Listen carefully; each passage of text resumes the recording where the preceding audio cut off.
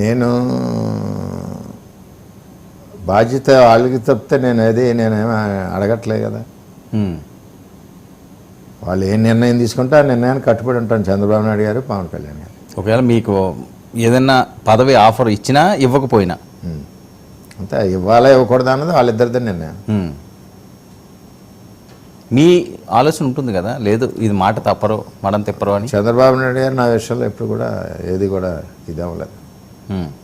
ఇప్పుడు ఈ సీటు కూడా చంద్రబాబు నాయుడు గారు, అదర్ దాన్ పవన్ కళ్యాణ్ గారు అయితే నాదే టికెట్ ఆయన క్లారిటీగా చెప్పారు.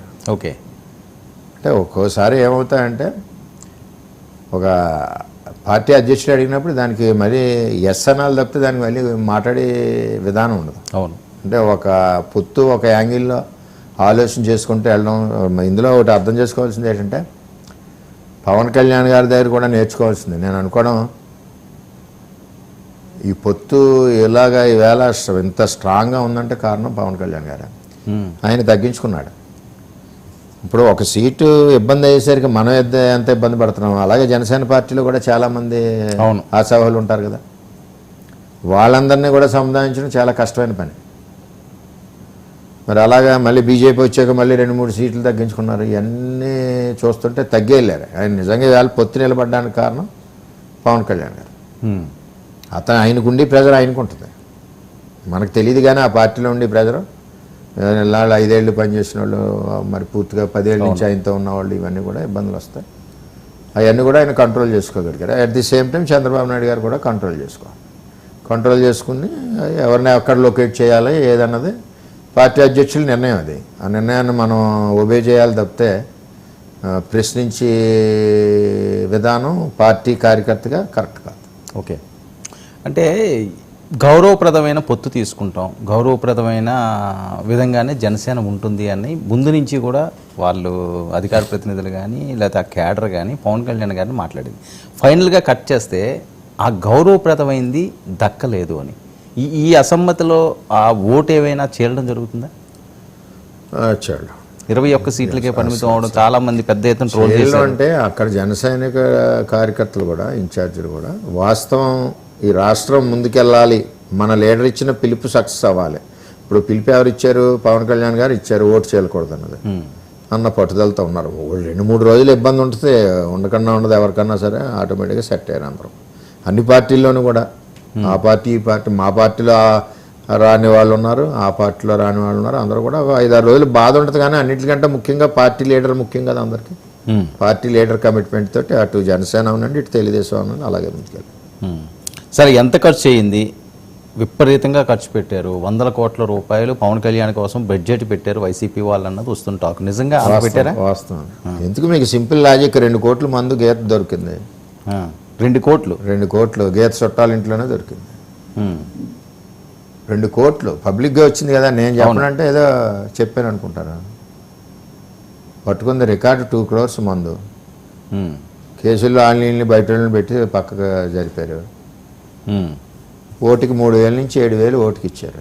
7,000 ఒక 20 మంది కుటుంబం ఉందనుకోండి, పట్టుకెళ్ళి ఇచ్చారు. పవన్ కళ్యాణ్ గారు ఒకటే చెప్పారు, ఈ డబ్బంతా అవినీతి సొమ్ము, మన సొమ్ము, మన దగ్గర అవినీతి చేసిన సొమ్ము, మన దగ్గర దోచుకున్న సొమ్ము, తినండి గలాసుకోటేయండి. అంటే 7,000 ఇచ్చినా వర్కౌట్ అవ్వలేదంటారు వాళ్ళకి. కొన్ని ఫ్యామిలీలకు. ఇప్పుడు సపోజ్ పెద్ద ఫ్యామిలీ ఉంటుంది, 50-60 మంది ఉంటారు, పట్టుకెళ్ళి ఇచ్చారు. ప్రజలు కూడా ఏముందంటే భలే ఇస్తున్నారా నా కొడుకులు, మన డబ్బు ఇస్తున్నారు, తీసుకోవాలి గ్లాసుకి గుద్దాలి. అది ఆ స్లోగను నేను కూడా ప్రజలకు ఎవడో వదలద్దు, ఇచ్చింది తీసుకోండి. ఇప్పుడు పవన్ కళ్యాణ్ గారి దగ్గర డబ్బులు లేవు, ఆయన ఓ సినిమా చేయాలి డబ్బులు రావాలంటే. ఆయన కూడా ఏంటంటే సినిమా చేసి డబ్బులు వస్తున్నాయి అనేసరికి కౌలు రైతులు అంటారు, లేకపోతే మామూలు రైతులు అంటారు, లేకపోతే కార్యకర్తలు ఈ డబ్బు తీసుకెళ్ళి అక్కడ పెడతారు. ఇప్పుడు కౌలు రైతులకు కూడా ఆయన 30-35-40 కోట్ల వరకు, నాకు ఫిగర్ ఐడియా లేదు, ఇచ్చుకుంటూ వచ్చారు. ఎందుకు ఇవ్వాల్సింది వచ్చింది? జగన్మోహన్ రెడ్డి అన్న వ్యక్తి ఈ ఆత్మహత్యలను పట్టించుకోలేదు, ఈ రైతులు పోయి నష్టాలను పట్టించుకోలేదు. ఆయన వంతు సాయం ఆయన కష్టార్జితంలో ఆయన చేశారు. అంతేగాని ఆయన దగ్గర ఏమైనా దోచుకున్న డబ్బు లేదు, అవినీతి సొమ్ము లేదు. ఆయన కష్టపడిన సొమ్మే. ఒక కష్టపడి చేయాలంటే 1 సంవత్సరం సినిమా చేస్తే కానీ రావు డబ్బులు. టీడీపీ ఏమైనా ఇచ్చిందా ఫండింగ్? ఏమండి మీరు చెప్తే నమ్మరు. పవన్ కళ్యాణ్ గారు క్యారెక్టర్ చెప్తున్నాను, ఆయన మందుకు వ్యతిరేకం, డిస్ట్రిబ్యూషన్కి వ్యతిరేకం. నేను చెప్తే మీకు అర్థం అవుతుంది. అసలు ఒక్క రూపాయి కూడా ఖర్చు పెట్టలేదు, జీరో పాలిటిక్స్. విచిత్రమైన ఎలక్షన్ జరిగింది పిఠాపురం. ఎవడో ఒక ఆయన దొరబాబు అని వచ్చాడు నా దగ్గరికి. ఏంటంటే మా లీడర్లు తీసుకొచ్చారు. నేను పవన్ కళ్యాణ్ గారి అభిమానిని అన్నాను. మంచిది, జాగ్రత్తగా చేయండి అన్నాను.